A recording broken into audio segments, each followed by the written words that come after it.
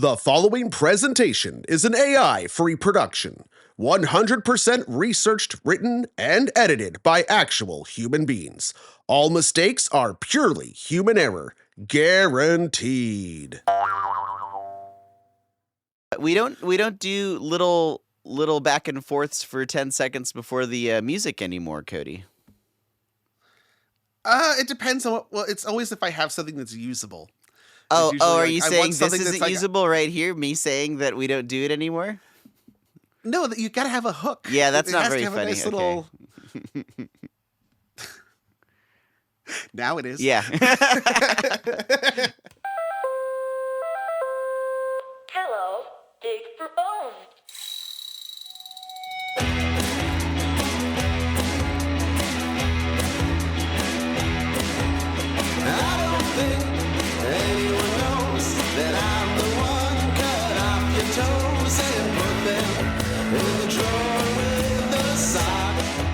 Hello, and welcome to the Least Haunted Podcast, a place where science, skepticism, humor, and anthropology meet to discuss all things spooky, haunting, supernatural, and sometimes just the plain ridiculous.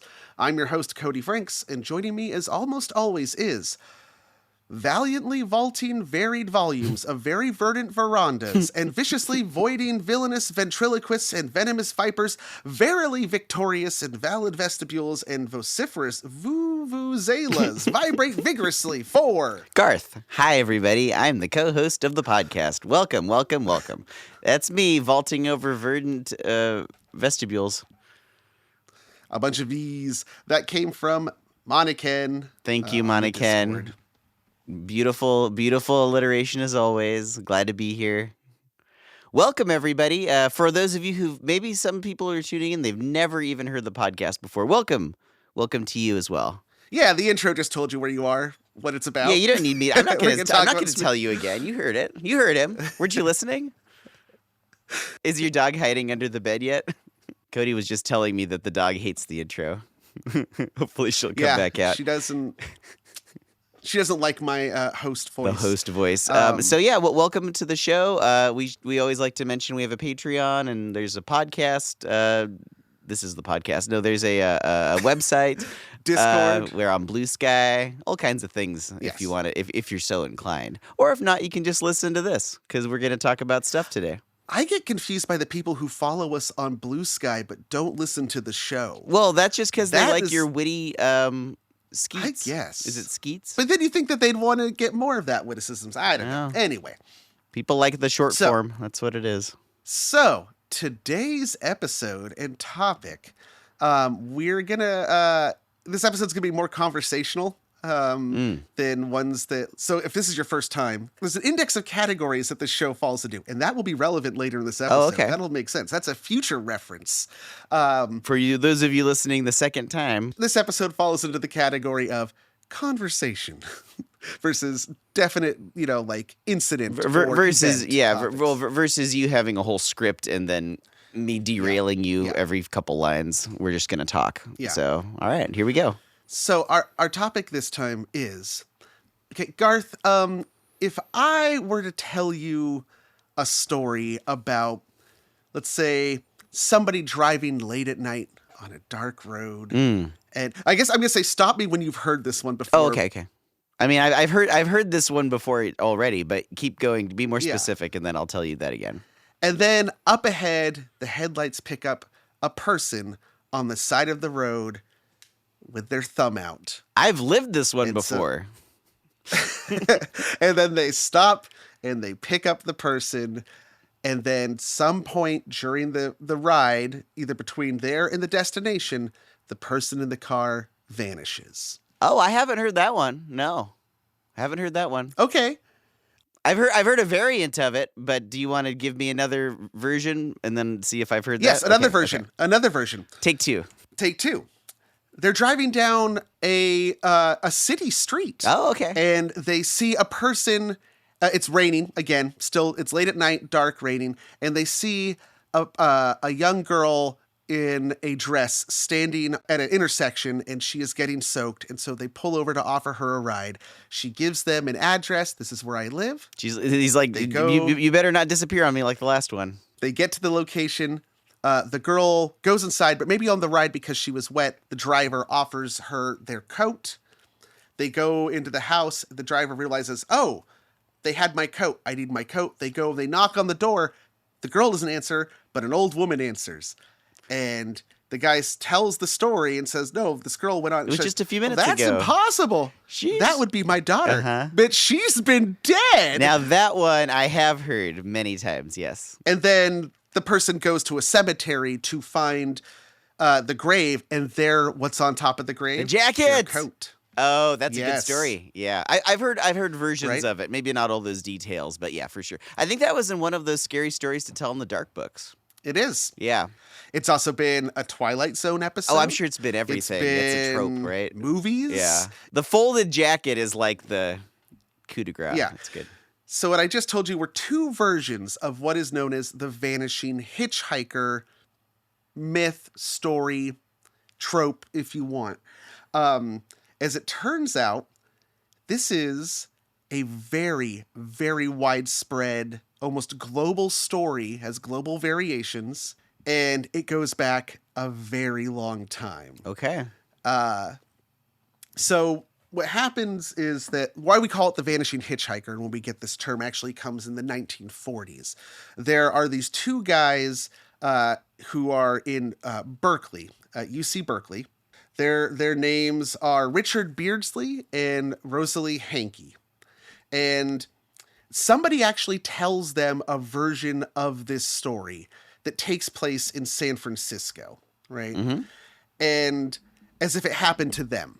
Or actually it happened to somebody they knew. See, this is where you get into that urban legend trope. This is always, it happened to a friend of mine. Yeah, or a friend of mine, friend. his cousin's roommate. Yeah. Yes, right. Yeah. So they hear this story from a person, and this variation is the one of a girl being picked up at an intersection on a street in San Francisco, being taken to her house, and then, you know, like I said, they knock on the door, and then, oh, she's been dead, right? They hear this story, but then they tell it to somebody else, and that person says, well, that's interesting because I know a similar story, but this happened in Chicago. And so then they start like, they're already studying folklore. And so they're like, wait a minute, we're onto something here. So they put out a survey. They send out and contact other universities and people that they know, just cold contacting people and saying, hey, have you heard of a story like this? And so between this, I think they start, this is like 1942. By 1943, they have collected close to 70. I think it actually is 69. Very nice. Versions of this story from the Midwest all the way to Hawaii. Wow. And they identify that there are 4 versions.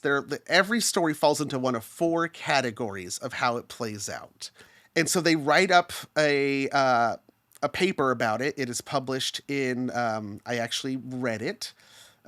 It appeared in California Folklore Quarterly, Volume 1, Number 4, October 1942. Mm-hmm. And a lot of the stories that they bring up all really pick up in the 1930s, which is an interesting thing, is that like it starts to like go viral, as it were, in the 1930s. I wonder if that's just because of cars ubiquity, maybe? There's a reason, Yeah. yes, and we'll get into that.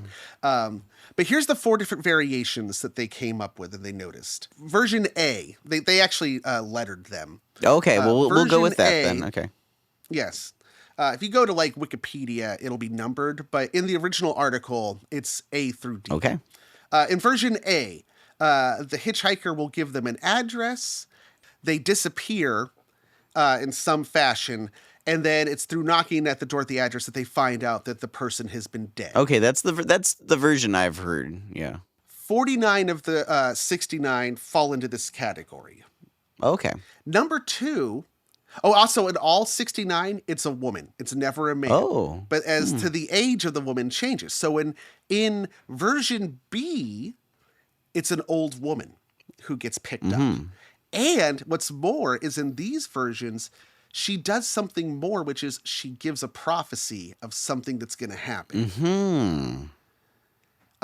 This is in, I don't have here exactly how many of them. Just that 8 of these examples all came from Chicago in the Midwest. C, version C. The girl is not met on the road. She's actually met at a place of entertainment, at a dance hall, for example, or the fair, and then begs a ride home from a young man who has made her acquaintance. And then the last one, D, is unique because the woman turns out not to be a ghost, but a deity of some kind, i.e. a god. Yeah. This version actually comes mostly from Hawaii. Oh, okay. So there could be some local traditions that are getting mixed into that. Yes, and in the Hawaii story, it's always the goddess Pele. Ah. And we'll get more into that as well. So you have these like 4 different iterations that they identified, and they really were trying to figure out, well, what's the oldest? Where does this come from? Yeah, making the assumption that one sprung from another. Yes. Yeah. And so they came up with some conclusions of commonalities. They said, okay, well, versions that involve a vehicle of some form are the oldest. And then they also tried to find out if there were real incidences that could explain some of this. So if the thing is, all these stories had locations that were given. They would say like, in the vicinity of Chicago, or they would give you specific intersections and streets. That gives them a lead to follow. And when they would try to look at newspaper articles, they would find that like no accident ever happened at the location. It seems that giving a location like that is a way of giving some kind of veracity or validity to the story to make it more believable. Yeah. So that's the function of that. It's like, we can ascribe that. But if you were to, so that it's easy for a folklorist to then jump to the conclusion, there must have been an accident there that inspired it. But then they go and find out there never was an accident. It was just being specific to add color to the story and make it more interesting. Yes. Okay. They were somewhat limited in their research period in the early 1940s. One, we're about to head into World War II, so it's not like they could take trips to Europe to do European research into this. But they also seem to have mistakenly thought this was just an American thing. They identified it in 16 different states and into Mexico. And so they didn't have the ability at the time to like actually put this on a global scale that we have now, where much later it would become like evident that like, oh no, this is much bigger and older than they were addressing or theorizing at the time. So we could do this a couple ways. We could say, how old is it? Or what are elements of the story that seem to have meaning? Let's do how old it is, and then we'll get into the meaning later. That sounds good to me. Okay, so how old would you think this story might be? Well, it seems to involve somebody getting a ride from someone, so I would guess it would go as far back as the automobile or hitchhiking. I mean, before then, people had horses and buggies and horses, and I'm sure some people would give strangers rides on their horse.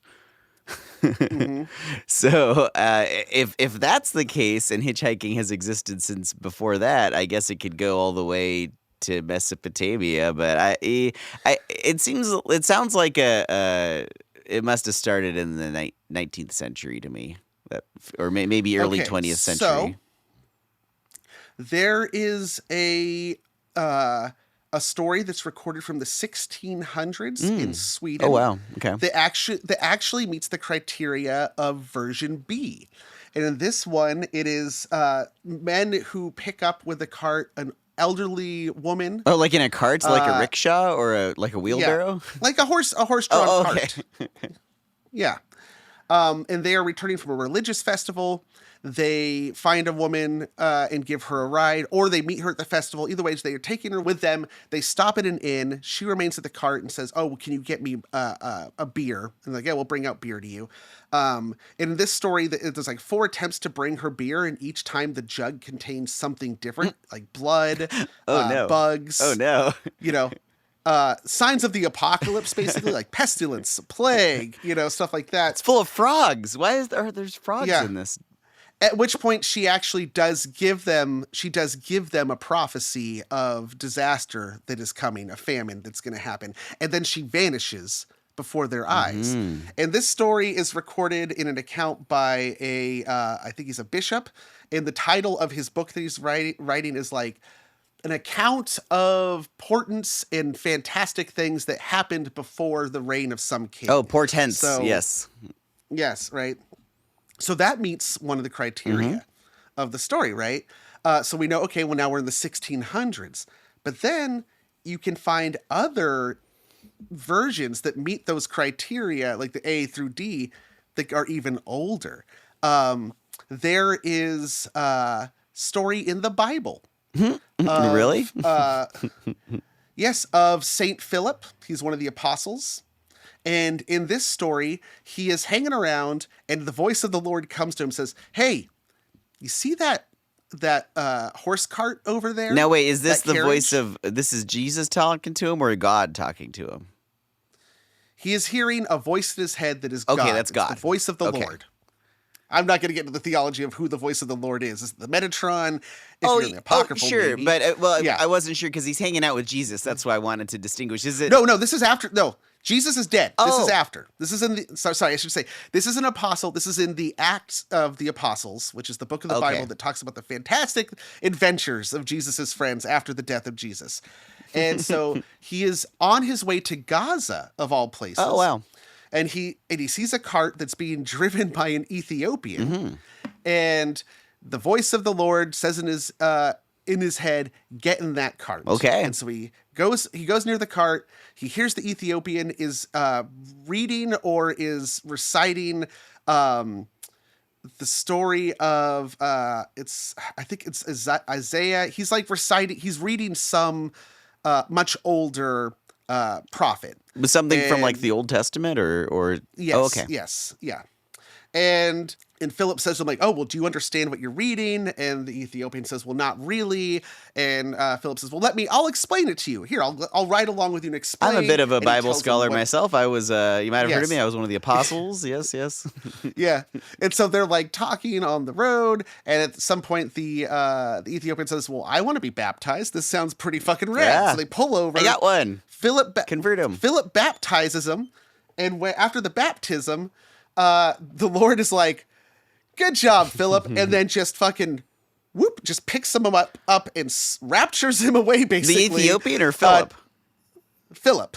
Oh, wow. And so, as far as the Ethiopian is concerned, a hitchhiker got in his car, saved his soul, and then vanished. Wow.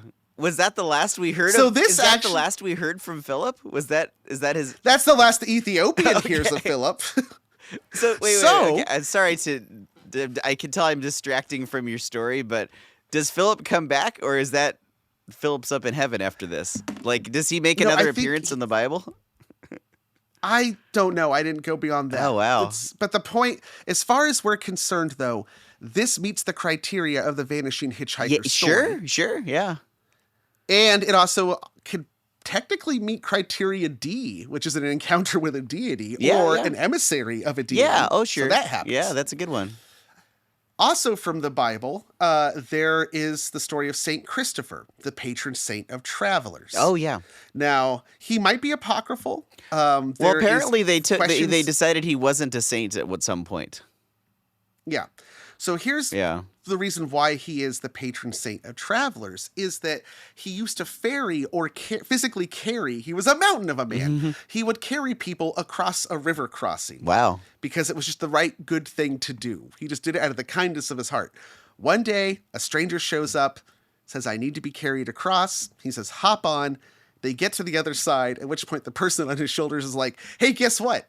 I'm Jesus, and you just carried me across the thing. You are awesome, and you will be celebrated." And then, bye, and then Jesus disappears. Again, the phantom hitchhiker, he gives him a lift, quite literally, across. Well, then and he that was just to disappears. see if he was a nice guy to give him a lift. Obviously, Jesus doesn't need help going across water. Yeah, so he can walk across exactly. water. So Yeah. this was totally just to see if he would do it. It's like, all right, nice job. Wow, I just realized there's a whole nother pun there. What's that? To walk across water. Oh, across It's a also cross the cross. to walk a cross. Wow, man. Ooh, yeah. to pick up your cross and follow me. Dude. There's a metaphor or a good joke in there somewhere. We'd have to workshop it. Yeah, those of you who joined us who are aware of the polterbites, Garth and I went off on a crazy theological Yeah, we spent about tangent 20 during minutes that. in Sunday school with Reverend Cody. It was great. Anyway, yeah. Okay, so we have that story. So those are in the Bible. There also is stories in Roman stories of okay. people, and this will be on horseback, when suddenly they find there's somebody who is just riding the horse with them, who then whispers in their ear a prophecy, Whoa. like, hey, something bad's going to happen, and then boop, and they're gone. Huh. But we've seen this already. We've covered this before in Least Haunted in a way. Think about this. What was that? You go down to the crossroads to speak to the Hecate, the old woman, the triple goddess, who imparts on you prophecy. Yeah, she just doesn't get in the car with you, but it still is on a road. Okay. So but that's part of the myth, though, the story of this old woman on the road who gives you a story, gives you prophecy or hidden information and is summoned. So the road already, this is getting a little ahead to the functionality. Oh, that's okay. The roles here is that we have this idea that the road is liminal space between worlds where these things can happen. Now, now we have evidence of like possibly Rome. Yes. Okay. Goes even further back than that. There was a folklorist who, Hanky, Hanky and Beardsley. I remembered his little name, Beardsley. Yeah, Beardsley and Hanky. Yeah, that's right. When they came on this, there were other people who like started to realize like after the fact, like this might be even older, but nobody can actually identify what we would call like the myth or the moment. Meaning, like one of the first cities, like the birth of civilization. Oh, I got you. So when we jokingly, it's a joke to say like the moment. This is an anthropologist joke. Okay. Yes. So when you find like when did it start? No moment myth of the Phantom Hitchhiker has yet been identified. There's contenders of how old it can be because you can find elements in various places. And this is I wonder if there isn't parallel thinking here where it was created separately, like in different places. Different people thought of it independently. Yes. And that is a thing that could be true too, is that it is something that just naturally arises I can see that. From it's not too traveling. Yeah. Once you have traveling and the dangers of the road, and again, we're going to get into the functionalism, but I am going to offer you a quick hypothetical story. Okay. An event that may or may not have happened in the ancient past. Okay. And so for this, we are going to just imagine ourselves it is what we would call now the year 2700 BCE. Okay. And the place is on the Caspian steppe, somewhere east of Ukraine, but heading into what would be modern day Ukraine. It's around the North Black Sea, right? Okay. A group belonging to what we call now the Yamnaya culture. They are semi-nomadic people. They are the first people to use carts and wheels for mobility. Wheels, we now think, there's just always this idea of who invented the wheel and where. And it is something that like independently did come up in various places for different purposes. There are some places that never even invented the wheel. But some of the earliest one of the earliest cultures that we know definitively, like they not only were had a wheel, they were using it to pull things around as a vehicle. And that is the Yamnaya culture. And they're from around like 3000 BCE through 2600 BCE. Seems like once you invent a wheel, it pretty much goes along that you'd invent a wheelbarrow, or a cart with a wheel. Well, they also domesticated. They also had horses. Yeah, they were actually pulling them on horses. Oh, okay. So here's our thing. You're out in the steppes, so the grasslands of Central Eastern Europe. Nice smooth surfaces, great for wheels. And the group is making an annual migration. They are moving to greener pastures.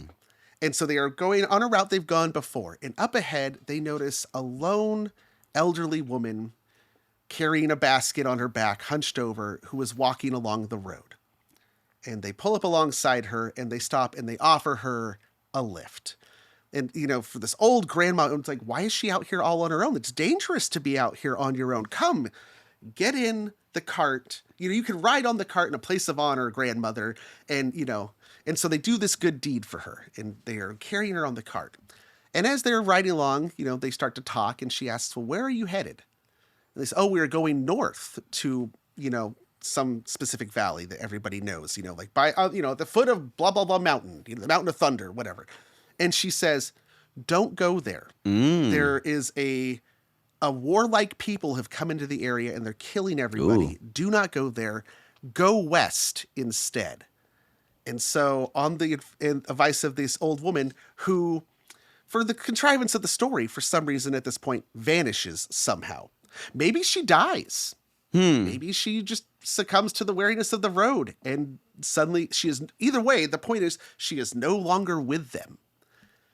They head west as she advised, and sure enough, they come to a much nicer, greener pasture, and they weather the season there in much more prosperity. Wow. Now, that's just a thing that may or may not have happened. That story, though, because the Yamnaya culture, they are who we would later call like Proto-Indo-Europeans. They are where our language family might have come from. Okay, yeah. This story about the time that we almost headed to disaster and could have been wiped out by a warlike tribe, but we were saved by the advice of an old woman we gave a ride to, who then later wasn't with us. Those bare bones become a cultural memory that is retold as this culture fractures and spreads out and carries its language everywhere as well. Ooh. Because they are the ancestor group to so many of Europe. Yeah, the Indo-European language was the original language They also everywhere in Europe. Yeah. They also move southward through Iran into India. You have the Vanishing Hitchhiker story in parts of India as well. Oh, interesting. So that's just my hypothetical what if, is that the story could be that old. Seriously, wow. Like the only criteria you need to have to meet this story is you must have somebody traveling on some analogy for a road, encountering a stranger who then imparts some kind of knowledge on them or something, and then the person departs from them. That's like the bare bones that you need to meet this criteria. Yeah, and it's so simple that it almost happens all the time. Like, you meet a person who tells you a thing and then they go away. Yeah. Yeah. But depending on where the story moves to, in the areas it heads into, it picks up local flavor. And as time progresses and culture changes, the roles of the story change to meet the times, and there's new details that it evolves. That's the thing about folklore, is that it's a living thing that is always changing, but it carries in it, the DNA of where it came from. And so we will start talking about some of the functions and other people who also wanted to address this nature of folklore in a meaningful way. But first, we're going to go dig for some bones by the side of the road. Or maybe we're going to go look for a missing jacket on a headstone. I don't know. I'm going to stick out my thumb boat and see if the car of taking a break picks me up. See you on the other side, guys. Stick out your opposable appendage.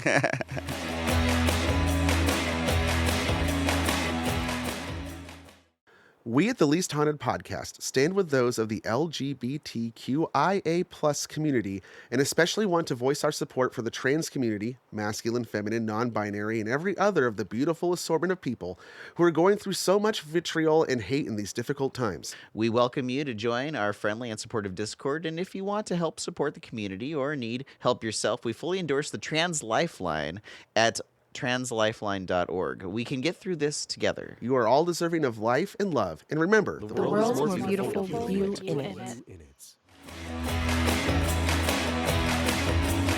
So anyway, long story short, that's why I'm not allowed in the dairy aisle at the grocery store. I mean, I can understand that. If I worked there, I would certainly make a rule like that. I'm lucky they even let me through the door, honestly. Your face will be in the break room forevermore. Welcome back. It's been some bones, weren't they? Those were some bones we found. Oh boy, what bones? Such bones. Oh, yes. Massive, mostly thumb bones. Lots of. But then they all just seem to disappear. Yeah. when Oh, I you're double-check. right. Yeah. Now that I look, they're all gone. Huh? They didn't say anything. We didn't even get a prophecy from them. Okay, so we're back. And I just wanted to also point out, just because I gave that hypothetical Yamnaya That was a story culture you invented. origin. Yeah. Yeah, the story does show up in other places in the world that did not have Indo-European influence or contact in different forms. So this is like a very archetypical thing. And we'll talk about a few of those. I'll point out some as we go forward. Okay. But I said we'd get into like functionality and looking at folklore in a more scientific or organized approach. So have you ever I already know the answer to this, but have you ever been reading about something like a story or like a fairy tale, and then you'll see a reference to an ATU, it'll say like ATU index, and then there's like a serial number after the thing? ATU? No. Yeah. Okay. What is ATU? So ATU stands for the Aaron Thompson Uther Index.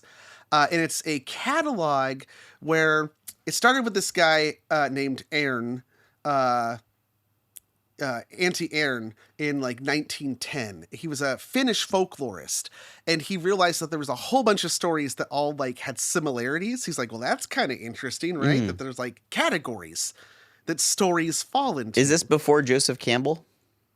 Yes. Okay, because I'm aware of Joseph Campbell's thing. Yeah.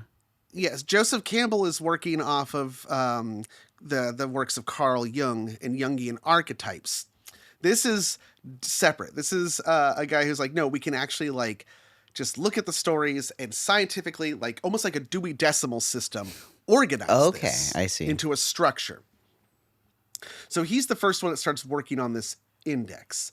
Later, it gets expanded and refined in 1928 by American folklorist Stith Thompson, and then even further expanded by a German folklorist, Hans-Jörg Uther, in 2004. That's why it's collectively called the Aaron Thompson Uther Index.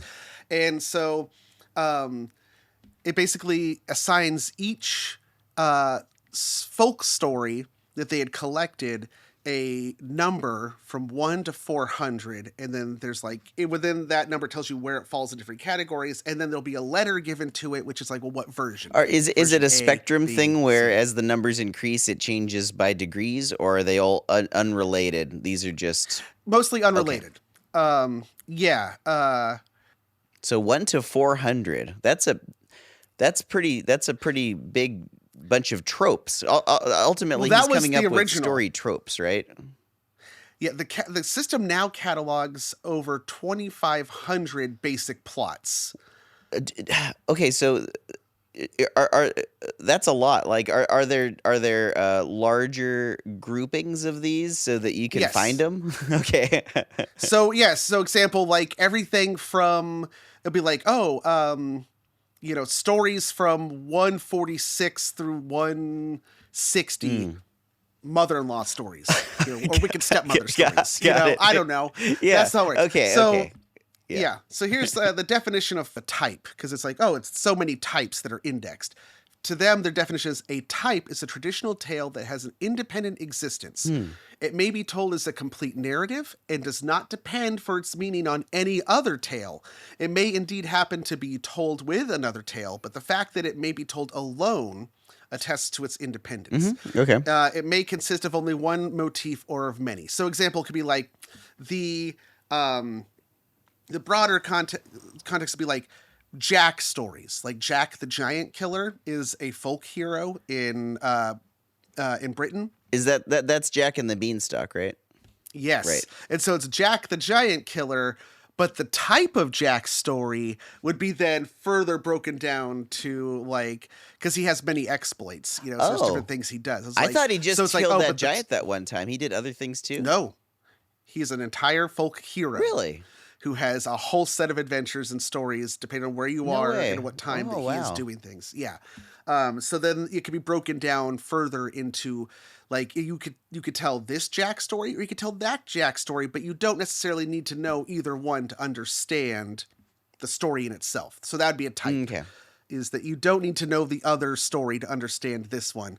It's like, episodic. you know, Yeah. Okay. Yes, exactly. You know, so this system has proved pretty useful, but it has limitations and critiques. That's why it's always expanded on. One critique is that it really limited itself to European stories and folk tales, Got it. or areas in which were colonized by Europeans and had an influence on okay. things. So that's one, very valid criticism of it. Another one is that it didn't take into account, they censored it. So if there were folk tales that pertain to things like homosexuality, Oh, wow. they just disregarded it. It doesn't exist. That's So it's not like very, that is erasure. not good science. What the hell? I mean, I understand. Yes, I exactly. understand being limited by certain cultural things because you can't do it'd be nice if it covered the entire world, but it's harder to get stories from faraway places, sure. But the fact that they were censoring it, what the hell?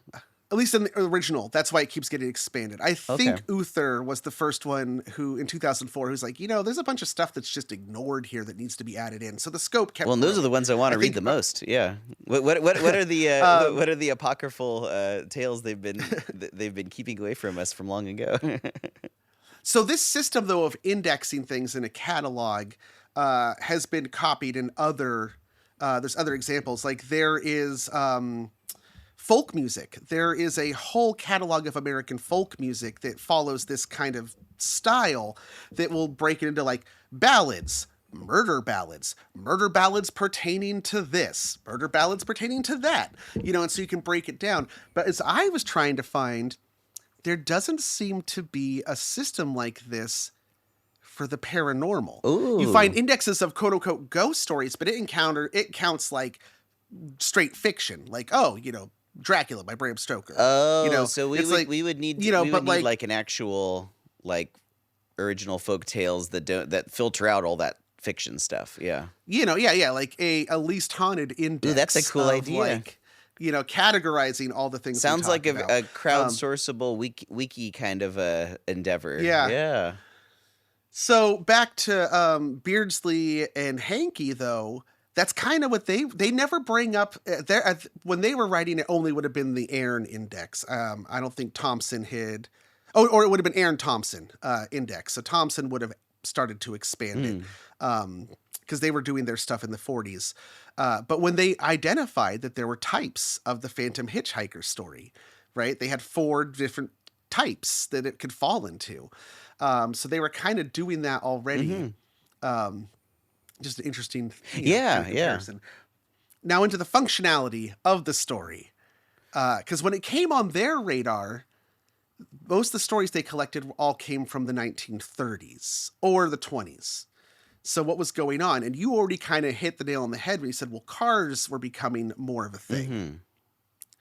I think that's just when the stories were shifted to take place in cars. But before that, you had examples of people and horses and buggies and stuff. But why? Yeah, the 20s and 30s is when it really shifts. And that's also when you start to find the stories of it being a young woman hitchhiking. Well, or and needing a ride. interestingly, and we'll get into this in the Garth's Corner, but that's the term hitchhiker kind of starts off in like the 20s and 30s. Why, though, it shifts to this idea of a young woman, Yeah. right? And it is also becomes more noticeable or starts to spread or become more memeified at that point in American culture. And the reason that I think is part of my hypothesis into this is something that happened in the 1920s. Yes, cars are on the rise, but specifically in 1926, on November 11th, 1926, the American Association of State Highway Officials formally adopted the plan that would create the U.S. highway system. They released a map that had the numbers for state routes. Oh, that's when they started numbering interstate them. routes. Okay, yeah. It's when they started numbering things, and it was actually done by the Department of Agriculture as an emergency response system. Oh. They're like, how do we move goods in an emergency for emergency relief? And so that fell under the purview of the Department of Agriculture. They're the ones who originally ran the highways. But that happens in 1926. So you start getting planned routes. They're going to start building new roads, and they're going to start connecting old dirt trail systems and expanding them into a designated road system. So that starts in the 1920s. In 1933, FDR creates the Public Works Association through the National Reclamation or the National Rehabilitation Act. Yeah. And this is part of the New Deal in trying to bounce back from the Great Depression. I think that was like when the CCC was formed, the Civilian Conservation Corps. Yes. Yeah, all those big public works things. The PWA, the Public Works Administration, who oversaw all these things, the CCC and so forth. 11,428 of their projects in the entire administration were road development projects, accounting for 33% of all projects and 15% of the overall budget was developing the highway system as proposed in the 1920s. Now, the way this worked, of course, is that you have people coming from all over the country who, if you joined up to the Civilian Conservation Corps and you were assigned a PWA project, you didn't get to say where you were going. You would just get sent somewhere. And actually, there's a lot of really good research, and there's some books written about this and documentaries about how this was also by design to try and combat racism at a level, and also to instill a national identity that we're all in this together. So say somebody joins up for the CCC in the South, they would send them to a place and specifically kind of like pick them being on like an all black crew if they were a white guy. Oh, interesting. So let's mix this up. Expose you. And so there are a lot of interviews of people who were veterans of the Civilian Conservation Corps who have stories about like, no, my daddy was in the Klan. Right. I was going to be in the Klan. But then I went and worked in the Sierras building a trail system. And my bunkmate was, this black guy from Montgomery. And we hit it off. And I realized we're all just people, So that's a really cool side thing is you drive America's highways. And mix everybody up by design so that we all get to know each other. Yeah, and our parks, this idea of it was a way of literally connecting the world, but also trying to heal a bunch of societal problems that we had at the time. We should do another one of those. We need another CCC. But I bring that up also because so you have people coming from all over the country who are going to new areas. They're building roads. It might be that where they come from, they already have their own version of a Vanishing Hitchhiker story. And so they're telling it to their workmates. And then somehow that story also then gets associated with the stretch of road that was being built when they were sharing the story. Because they're also frequenting the local towns and stuff. So, there's all these ways that the story could come in. But at the most basic, it's that we have more roads, more cars. Cars are not as safe at this time. Ralph Nader didn't come around yet to, get us a seatbelt As far as laws. anybody knew, it was dangerous or not dangerous at all speeds. Wait, how did I say that backwards? Yes, got it. So you have, the stories of so it's supposed to be also warning about the dangers of the road because you start having this idea. The story is always the vanished hitchhiker is somebody who was killed in a highway accident or a road accident. And so you already have, now we have this moral lesson about like safety. There's a function here is be safe on these new roads because it's dangerous. Also at this time is probably the first time you really have a whole bunch of young teenage age people who are driving because they have come of age. It's like the internet, generation. These are like, car natives, not car... Yeah, right. So they're like, that's when you start having a lot of the stories are about a young girl who was at a dance at a social event with other teenagers who dies. And it's usually a teenager who picks her up. So that's when we're starting to get into like that kind of role of urban legends of like cautionary tales to the young folk. So that is a function that's being mixed in. Certain details of the story are just natural. You need to have them for a story, a plot to work, so it's like, Why is it raining? Well, because it's spooky. Well, not necessarily. It's raining because it gives more of a reason for why you'd want to give somebody shelter in your vehicle. Sure. Yeah, that there's an urgency. So that plays a role. Yeah, it gives Yeah, urgency plays a role. to get the driver to pick up the hitchhiker. Yes. Why the jacket? Well, because you have to have an excuse for them to go knock on the door for the reveal that the person is dead. So that plays a role. Why is it Those are just, normally a narrative female, do you things. think? Be people more likely to pick up because- women hitchhikers? Women in distress, Yeah, and yeah. also that even to this day, women are going to be more likely to be the victim of violence, and so there's this like chivalry idea, like she needs to be protected. While I was doing this research, I fell down a very dark rabbit hole about like, dude, the 1970s in particular was a heyday of hitchhiking. Oh yeah. And serial killers killing women who were hitchhiking. Yeah, I mean, when that happens more and more, and it was definitely very publicized, so much so that like in modern times you don't have nearly as much hitchhiking as you did in the 70s. Yeah, which is weird. The story that's when like your urban myth changes from the story of the hitchhiker vanishing in the car to, the hook on the door and the dangers of being on the road. Right. Well, those were another definitely played up in the media a lot. Yeah. I mean, because like when I hear stories like when my parents were young, they used to hitchhike everywhere. Everybody hitchhiked everywhere.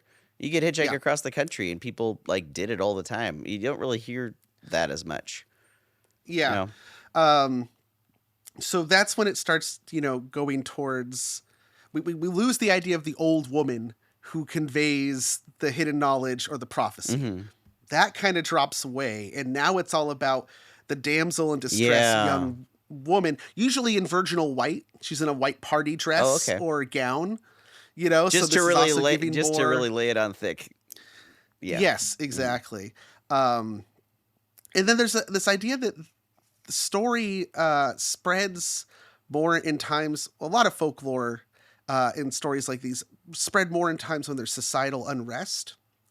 There's a lot of tension and things going on that kind of make people more receptive to outrageous or more fanciful stories, maybe, or the stories have a purpose of like trying to meet some of those stresses. So in this case, the 1930s, yes. Why are the roads being built? Because of the National Rehabilitation Act. Well, why do we need that? Because of the Great Depression. So you already have, and we're gearing up to World War II. So there's a whole bunch of societal pressures that are like straining, and people are now for the first time more mobile than ever and have that freedom of the road. And they're going out into this unknown, uncharted territory that is these roads in these new areas you've never been. Yeah, people are exploring more. So, yeah. And that also is a whole nother thing about this that we haven't. Now we'll pivot into this other idea about the terrifying nature of a dark road at night. The unknown. Well, why, you and I, we drove a haunted road at night. We did an episode about that. Every area has its haunted road. It seems that the prevalence of ideas about or stories of haunted roads and the phantom hitchhikers have actually started to kind of decline in recent years, at least in American culture. And this might be because of increased safety of vehicles makes it a little less dangerous to be like on an unknown road at night. You're like, oh, well, I have more safety features, so you're not as frightened. Another thing is the ubiquity of the story. It has now become too known and widespread that nobody believes it as being an actual local thing. Like, oh, well, that's, there's movies about it. Yeah, you hear that all the shows time. about That's it. just, Yes, it's not surprising anymore, so it doesn't grab you. Yeah, you can't use the setup of like, oh, a friend of mine, this happened to them. And everyone's like, I've know heard that a million times. That's how sure. Exactly. So there's that idea. That's as interesting well. that legends can die from overexposure. I never thought about that. Or that's when they're forced to evolve and change. Sure. Sure. I'm not sure what a modern version of the hitchhiker is, if it exists. Well, let's talk about some areas in the world where the story has spread that are beyond the American European experience. Let's get into that, because that also might kind of shed some light into other ways this can manifest. So, areas that don't have a car culture picked up the Phantom Hitchhiker story. An example is Korea. Mm-hmm. During the Korean War, it seems that U.S. GIs brought the story with them and told it to Koreans, which did not have a car culture, but suddenly the story shows up to them and it features cars. Interesting. You know, another example is a part of India that had no history of hitchhiking. Hitchhiking was not a thing to them. It just isn't part of their cultural practice to hitchhike. And so when the story shows up there, it does get tied to cars, but the story is not about hitchhikers. The story is exclusively about cab drivers. It's a cabbie story. It's stories of cab drivers who pick up a fare who then vanishes. Yeah, in the you back. can do all, but all the the other stuff with details are yeah, there. you can do all the stuff. It's just that you're a cab driver rather than just a regular person.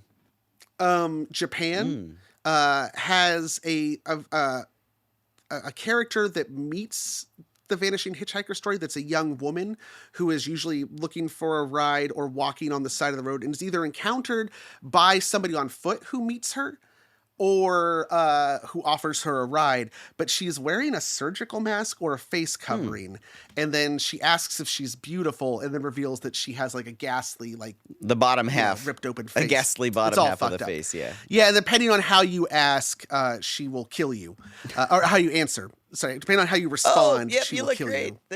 Thank you. You can put your mask Yeah, on. then she'll accuse you of being a liar and didn't kill say you. the right thing. Anyway, there. Darn. which I kind of started to wonder, like, well, what happened to that myth during COVID when every young woman was wearing a surgical mask? It probably spread a lot, I would imagine. You know, yeah. But another version that occurred in Japan that took off after the Fukushima earthquake in 2011? I don't recall. So after that big earthquake, though, when there were a lot of people, I mean, thousands and thousands of people died and went missing and they never were found again, there began to be a version of the story that involved cab drivers picking up people who then vanished, who were implied to be victims of the natural disaster who died. So that's another way that it kind of like changes to meet a new environment and finds a new purpose, which is just fascinating. Yeah. That we as humans do this, you know.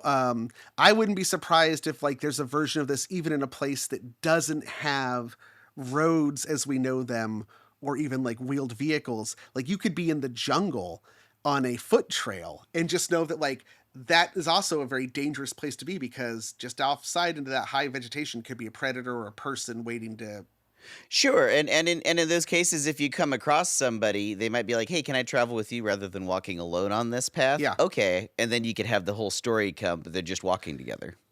It could work the same way. And there are some there's some versions of this broader myth that kind of meet those criteria that I can think of, but I won't go into. But they are there. There are. I mean, I've got to say that last year's Halloween special, Taint No Sin, is the Vanishing Hitchhiker story turned on its head. It is. That's the framing device. That's how it starts. Is a driver picking up the hitchhiker, That's right? And then they pick up another hitchhiker. And not to spoil it for anybody who hasn't listened to it, but it really does play with that trope of the dangerous, otherworldly hitchhiker. One thing we did not address is that it's not always the hitchhiker who vanishes. Sometimes the hitchhiker is the real person, and it is the one who picks them up that vanishes. And they have to grab the wheel real quick, because, boy. Well, the example I can give right now that, you know, tell him Large Marge. Yeah. Large Marge sent me.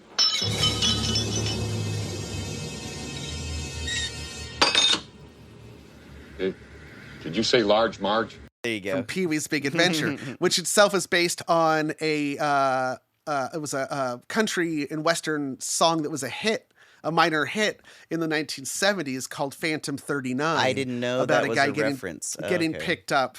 Yes. And that one, the guy's name is Big Joe. Ah. So Big Joe, Large Marge. And the story is that at the end, Big Joe gives his writer a nickel and says, buy a cup of coffee in there and tell him it's on Big Joe. And then when he does, everybody's like, Big Joe, he died 10 years ago.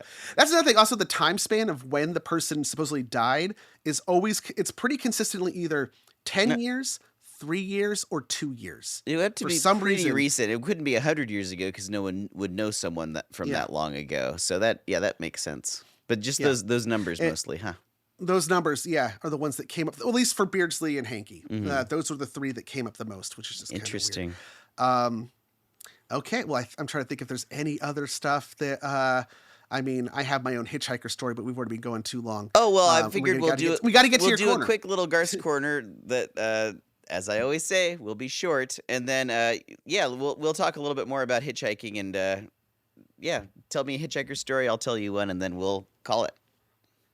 Okay, well, let's go into Garth's Corner. Okay. We're going to thumb our way in. All right, here we go. Let's see. So you're familiar with Garth's work? Oh, yeah, sure, Of yeah. course, yeah. He's a legend, yeah. Snow, what's up, my friend? Snare, would you be not afraid? Oh, where from do the words hitchhiking come from? Let's look at it in Garth's Corner.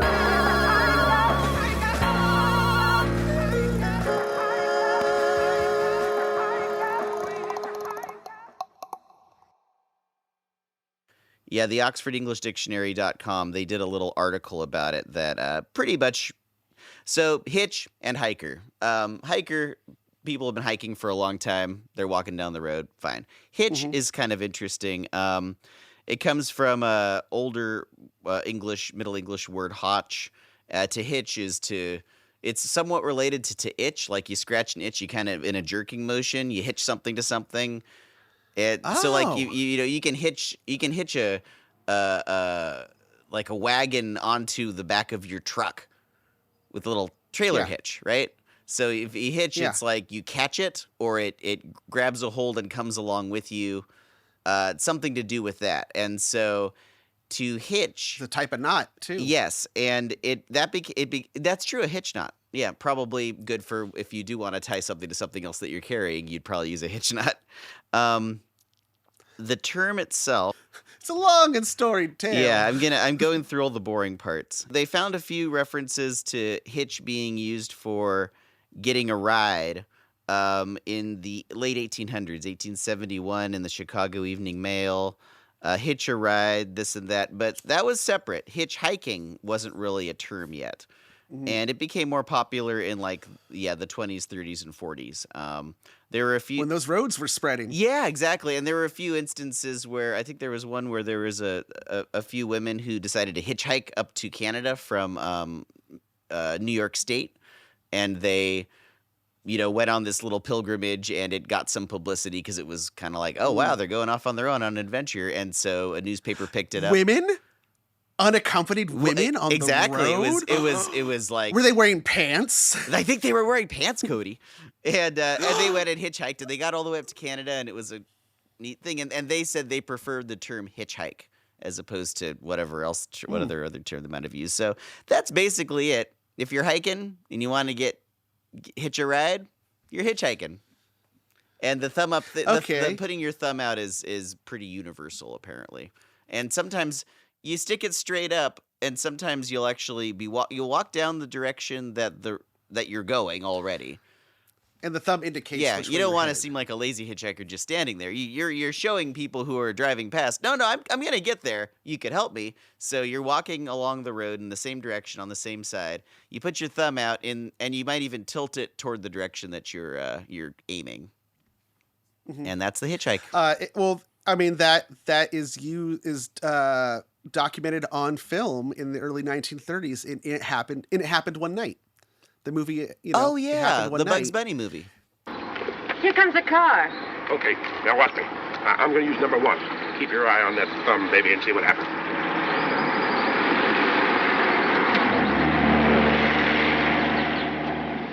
I still got my eye on the thumb. Something must have gone wrong. Oh. Try number 2. When you get to 100, wake me up. Yes, he puts out his thumb. That's right. As a car drives by, and then it's when she shows her leg that the car stops Yes. to pick them up. Referenced right? in Up in Smoke many decades later, yes. Yeah. um, Well, can I tell you the folk etymology? yeah. What was the story you heard? that I had the heard? The apocryphal one. Which is probably, when you say there's a folk etymology, it's when it's like a made up thing that it sounds plausible, but it's not the real one, but it can be accepted as fact because it like makes sense. So the way I'd heard it was that, so hitching, you have a hitching post and a hitch knot. It's how you tie up a horse when you're done riding the horse. You tie the rope post. the horse is A little hitch. the reins are attached to in a hitch knot. Okay. Yes. So the idea was you have two travelers, but only one horse between them. They share the horse by this way: is that first guy rides ahead to a few miles down the road.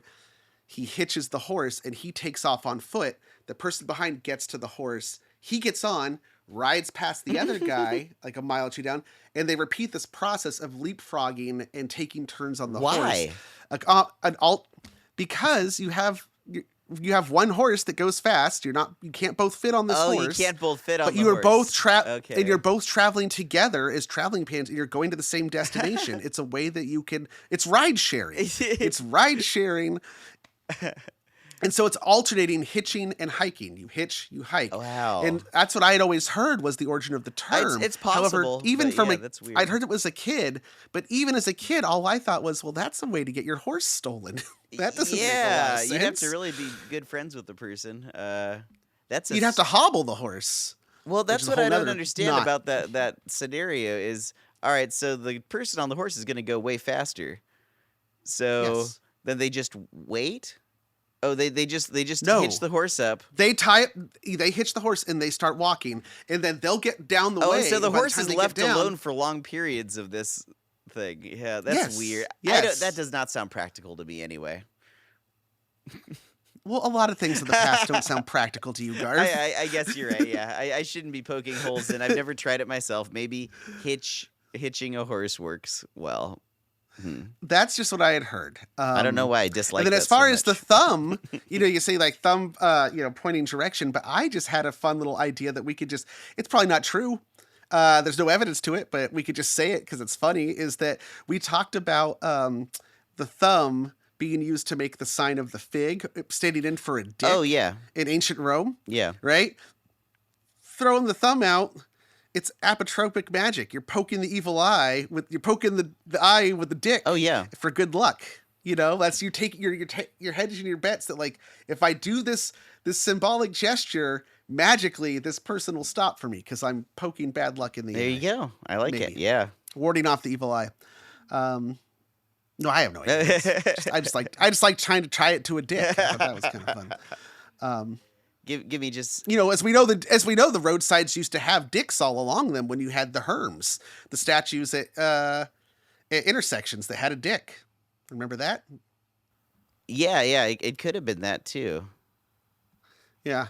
So you have a hitchhiking story? I don't have any. I don't really have a good one.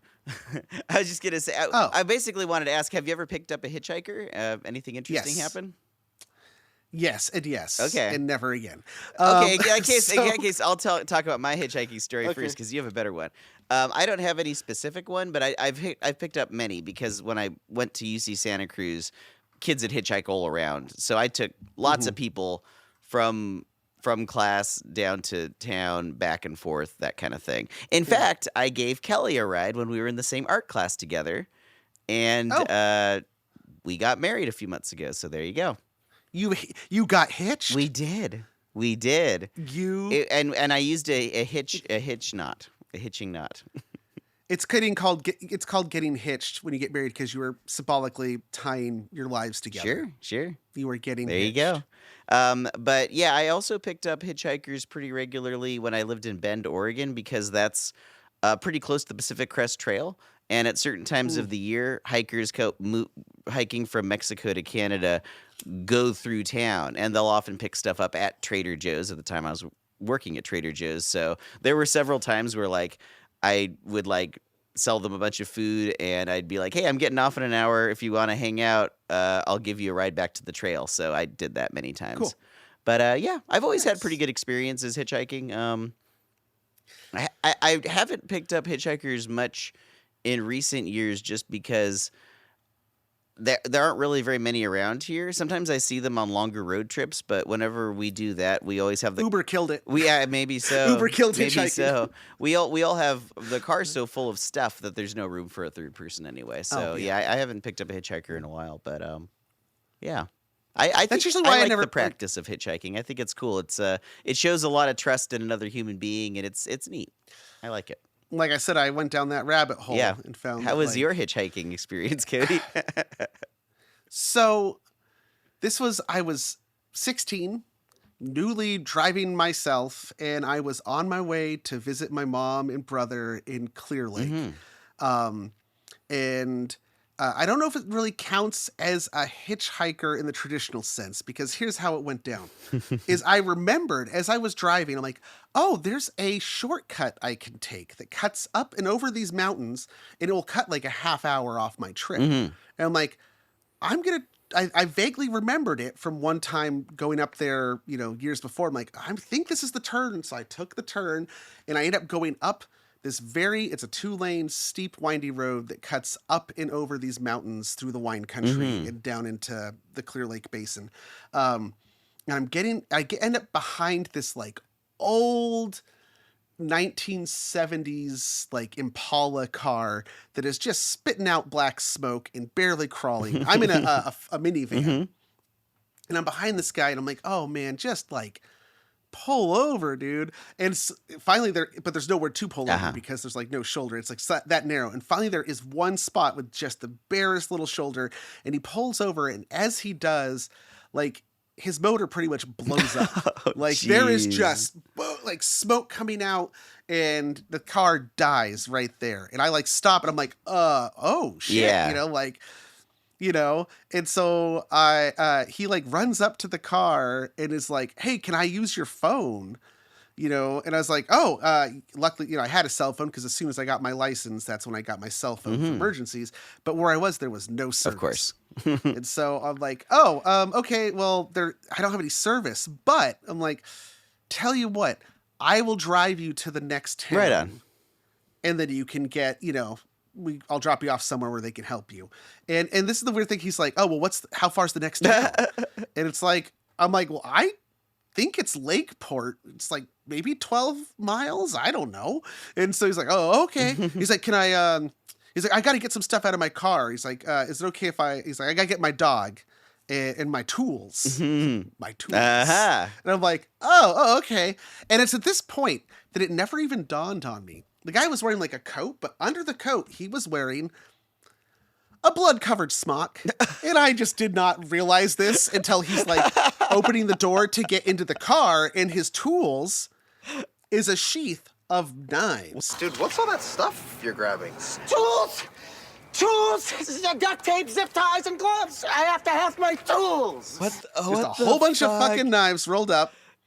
And his dog is a tiny little wiener dog with her leg in a cast. Her name was Mimi.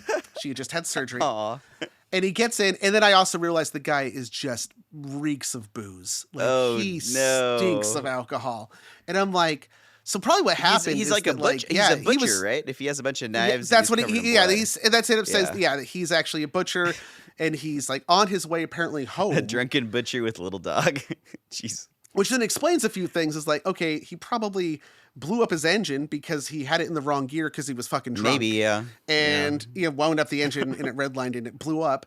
The other thing is that might be why he had apparently no idea how it was to the next town, which is if weird. He's driving home. Wait a minute. Yeah. It's his daily commute, but maybe he's taking this shortcut that normally, it's his first time taking a shortcut.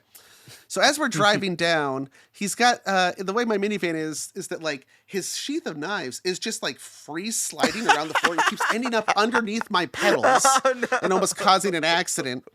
And then like somehow I mention where I'm at, my final destination, the actual like town I'm going to. And he goes, oh, well, that's actually where I live. So can you just like give me a ride straight to my house? And so now I'm like stuck with this guy in the car for a little bit longer. Good Samaritan and Cody. He is no like, good deed goes unpunished. yeah. And then like by like time I'm dropping him off, somehow like he'd agreed to buy a car that I owned or some What? shit. I don't know. What? It was really yeah, it just like went in weird places. And of course I never saw the guy again. Well, good for you. But I was good also for you like, for doing a good thing for somebody. Well done. and then later I ended up becoming a butcher. So I could relate. I mean, I wasn't, you know, driving home drunk. You can relate to some of it. And I wouldn't be going home in the bloody smock. You leave that at work. He's an Yeah, that's independent weird, butcher. Maybe man. he was an on-call butcher, but he worked from home. Yeah, but that was my. I don't know if that really counts as hitchhiking. Well, you know but what? It does count as picking up. Your story reminded me of a last one, and I'll keep it brief because we keep talking here, and the episode's been over for a few minutes already. But I picked up a guy. This is the Christmas before last. I was heading. You were on your way to Rassie's party. Yeah, no, this was on the way to Rassie's party, exactly, yeah. And I was heading I had to go to my parents. This is like Christmas Eve, and my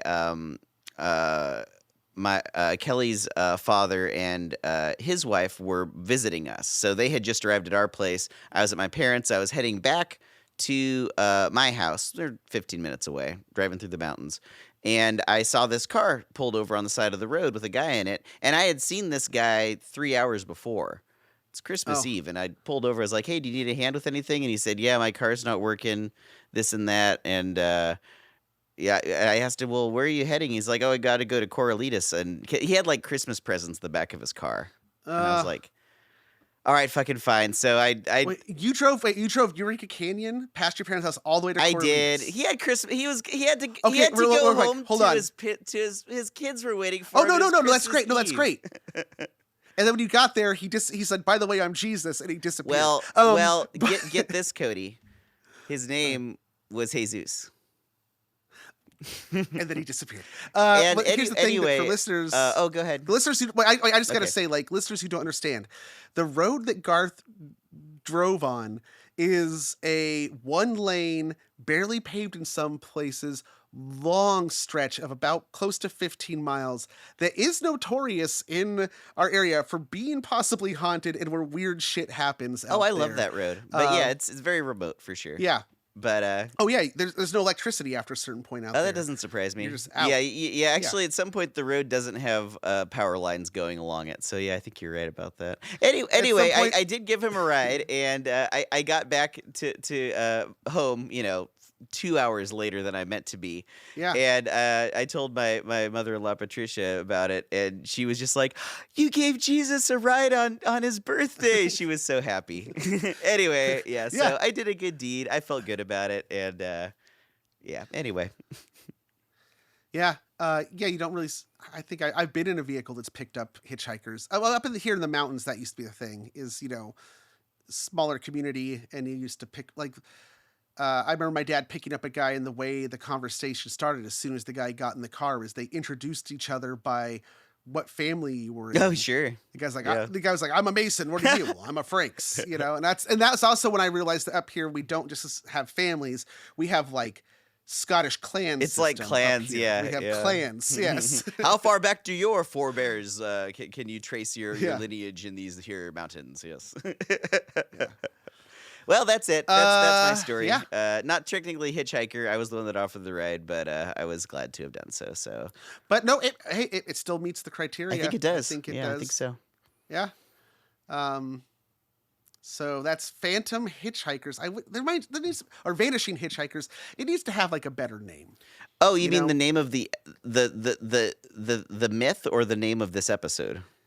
Yeah, I think the myth maybe. Because yeah, I I would don't know call if it's because they. Well, they don't always Yeah, I guess they always vanish somehow. But sometimes the vanishing isn't the most interesting part about it. I would call them the spooky hitchhiker. No, that's not very good. Yeah. Real quick, that I had mentioned that in Hawaii the stories about the goddess. Oh Pele. yeah. In that one meets a few different criteria, but it's interesting is that apparently a thing about Pele, who is a volcano goddess. Oh, okay. She punishes people who don't act right, basically. Mhm. And so, like, it's a test. And she's always, you would know it's her because she's always carrying something. And so she usually appears as an older woman carrying a basket, and then you stop and give her the ride, and you've passed the test because you've shown the charitable act to the old woman who needs help.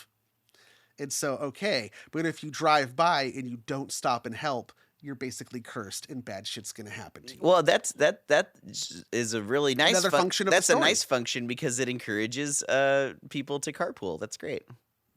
Yeah. Oh, in my Garth's Corner research, I discovered throughout the world, in most places, hitchhiking is legal. There's a few states in the Union where it isn't, but for the most part, it happens all over the world. But in Cuba, it's encouraged because there aren't a whole lot of cars.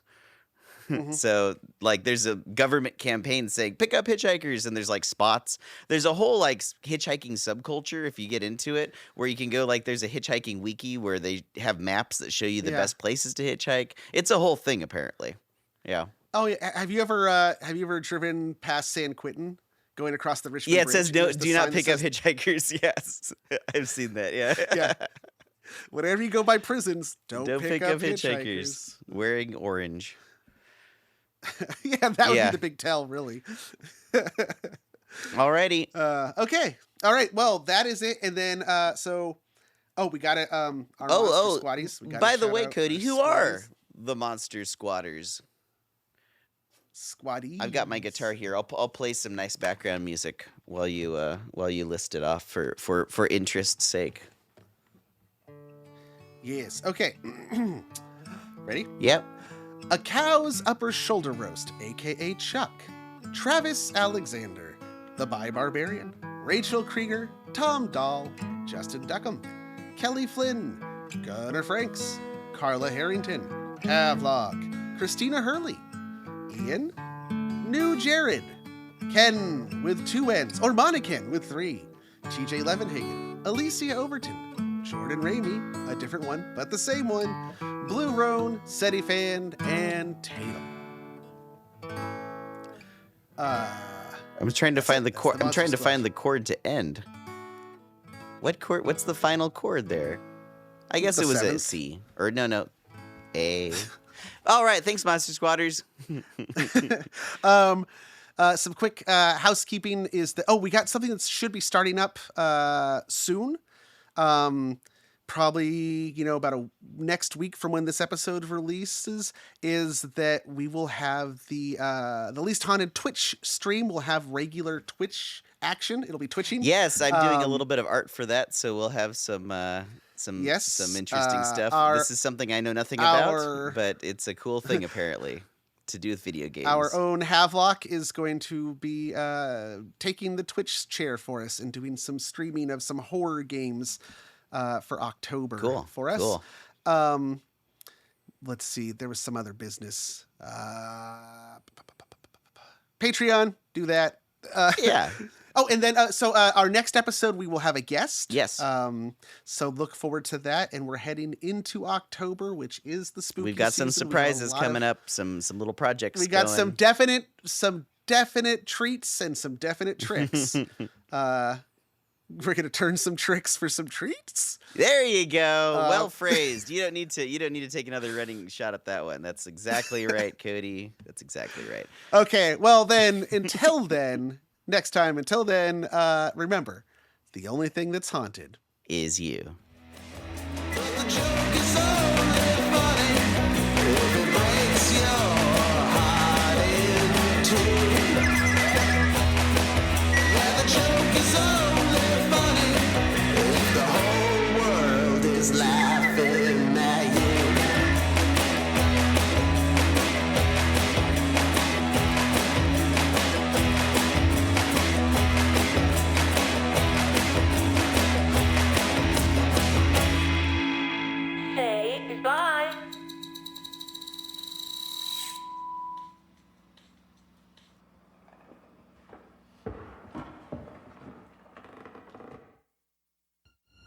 Quite a thumb you got on you there.